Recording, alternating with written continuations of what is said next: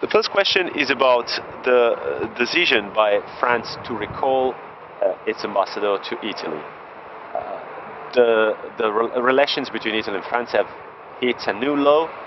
How can or where this crisis can escalate to? Well, I think that this. Più a sinistra? Qui, prego, sì, vai.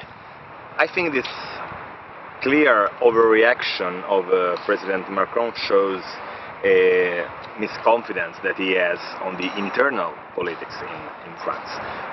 We had been just dealing with factual things in the last months. We had demonstrated that there is a lot of hypocrisy in Europe when it comes to the root causes of some issue like migrants or the European budgetarian issues and so on, and we want to tackle these issues directly there. So I think that this is not a real crisis at the end. This is a crisis of Mr. Macron against our government, and therefore this is a good message, because it means that the confidence and the good relation between these two people, Italians and French, will last forever. We have shared 2,000 years of history, so this is not something that could be wasted by a president. And so I think that everything will be normalized as soon as possible, but it's just a political debate for the new European election. Exploiting this rift with Paris for electoral purposes ahead of the elections in May, the European elections in May. What's your reply to Paris? Well, we are simply acting as any European party is doing in these months that are before the new elections. I mean, we are looking forward for having new allies in Europe. So we have met the yellow vest representatives for that, and I think that since we moved as a political party, not as a government, it is totally fair. I mean, Macron is every day in contact with the left-wingers and the center-wingers in Italy. Nobody cares about it. I mean, we never reply to it, so why we should be avoided for doing that. And when it comes to the other arguments, so the Frank CFA and everything that we've been telling about the neocolonialism, French neocolonialism, I mean, I've been talking about this for months now. My first article on that is from September, so there is no connection with the elections.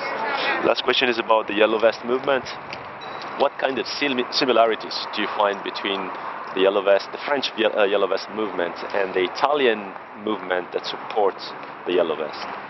Honestly, I don't think any connections. I mean, we also know someone in the Italian version of this movement, but anyway, I don't want to give a judgment. I think that when there is a sincere gathering of people against some good fight, it's always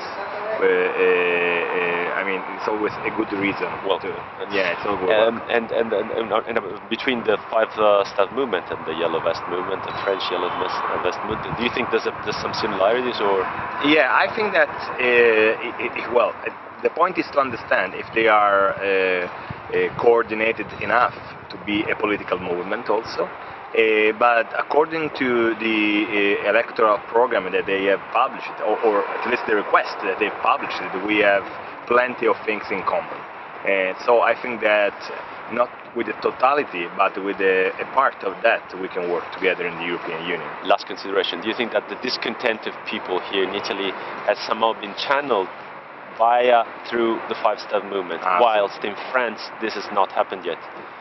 It is not, in French it is not happened yet, as you said. I mean, in Italy we started in 2005 and then 2009 as a political party, and in just 4 years we entered the parliament. So I think that in French they have this occasion too. They just need now to translate this social rage and in a political proposal, and be always fair with people that trust on them to be compliant with what they have promised.